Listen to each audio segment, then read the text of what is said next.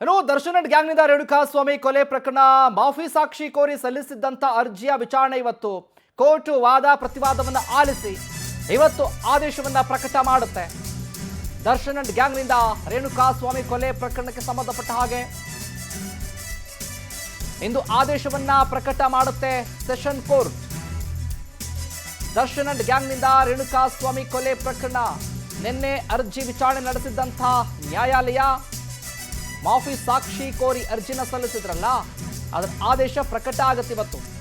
59ನೇ session court ಇವತ್ತು ಆದೇಶವನ್ನ ಪ್ರಕಟ ಮಾಡುತ್ತೆ. ಈ ವಿಚಾರಕ್ಕೆ ಸಂಬಂಧಪಟ್ಟ ಹಾಗೆ ಮತ್ತಷ್ಟು ಅಪ್ಡೇಟ್ಸ್ ಅನ್ನು ಕೊಡ್ತಾರೆ. ಹೋಲ್ಡ್ನಲ್ಲಿ ನಮ್ಮ ವೆಂಕಟೇಶ್ ಇದ್ದಾರೆ. ವೆಂಕಟೇಶ್, ಮಾತನಾಡಿಸ್ತಾ ಇದ್ವಿ, ನೋಡ್ತಾ ಇದ್ವಿ, ಚರ್ಚೆ ಏನಾಗ್ತಾ ಇತ್ತಪ್ಪ ಅಂತ ಅಂದ್ರೆ ಈಗ ಏನಾಗ್ಬೋದು ಇವತ್ತು, ಈ ಆದೇಶ ಏನು ಹೊರ ಬೀಳ್ಬೋದು, ಹಾಗಾದ್ರೆ ಮಾಫಿ ಸಾಕ್ಷಿ ಆಗೋದಕ್ಕೆ ಕೋರ್ಟ್ ಅನುಮತಿಯನ್ನ ಕೊಡುತ್ತಾ ಅಥವಾ ತಿರಸ್ಕರಿಸುತ್ತಾ ಅನ್ನುವಂಥ ಪ್ರಶ್ನೆ. ಅಪ್ಡೇಟ್ಸ್ ಕೊಡೋದಾದ್ರೆ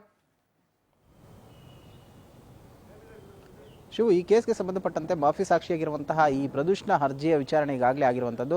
ವಾದ ಪ್ರತಿವಾದವನ್ನು ಆಲಿಸಿರುವಂಥ ನ್ಯಾಯಾಲಯ ಇವತ್ತು ಆದೇಶವನ್ನು ಪ್ರಕಟ ಮಾಡುತ್ತೆ. ನಿನ್ನೆ 3 ಗಂಟೆಗೆ ಆದೇಶವನ್ನು ಪ್ರಕಟ ಮಾಡಬೇಕಾಗಿತ್ತು, ಆದರೆ ಇವತ್ತಿಗೆ ವಿಚಾರಣೆಯನ್ನು ಕಾಯ್ದಿರಿಸಿರುವಂಥದ್ದು. ಇವತ್ತು ಒಂದು ಸಹಜವಾಗಿಯೇ ಕೂಡ ಈ ಒಂದು ಪ್ರಾಸಿಕ್ಯೂಷನ್ನ ಪರವಾಗಿಯೇ ಕೂಡ ಬರುವಂಥ ಸಾಧ್ಯತೆ, ಯಾಕಂದರೆ ಮಾಫಿ ಸಾಕ್ಷಿಯನ್ನು ಪರಿಗಣಿಸಬೇಕಾಗಿದ್ದಂಥ ಕೂಡ ಈ ಪ್ರಾಸಿಕ್ಯೂಷನ್ ಆಗಿರೋದ್ರಿಂದಾಗಿ ಅವರು ಈ ಒಂದು ಪ್ರಾಸಿಕ್ಯೂಷನ್ನ ನಮಗೆ ಅವಶ್ಯಕತೆ ಇದೆ, ಅಂದರೆ ಈ ಮಾಫಿ ಸಾಕ್ಷಿ ನಮಗೆ ಅವಶ್ಯಕತೆ ಇದೆ ಅಂತ ಹೇಳಿದಂಥ ಸಂದರ್ಭದಲ್ಲಿ ನ್ಯಾಯಾಲಯವು ಕೂಡ ಅದಕ್ಕೆ ಹಸ್ತು ಅನ್ನುತ್ತೆ. ಅದಕ್ಕೆ ಹಾಗಾಗಿ ಗ್ರೀನ್ ಸಿಗ್ನಲ್ ಕೂಡ ಕೊಡುತ್ತೆ. ಇವತ್ತು ಆ ಒಂದು ಸಿಗ್ನಲ್ ಸಿಕ್ಕ ನಂತರ ಸಹಜವಾಗಿಯೇ ಕೂಡ ಅದು ಏನೊಂದು ವಿಚಾರಣೆ ಕೂಡ ಆಗ್ತಾ ಹೋಗುತ್ತೆ. ಈಗಾಗಲೇ ಅವರ ಆರೋಪಿಗಳ ಪರ ವಕೀಲರು ಕೂಡ ಮುಂದೆ ಕ್ರಾಸ್ ಎಕ್ಸಾಮಿನೇಷನ್ ಮಾಡೋದಕ್ಕೂ ಕೂಡ ಮುಂದಾಗ್ತಾರೆ.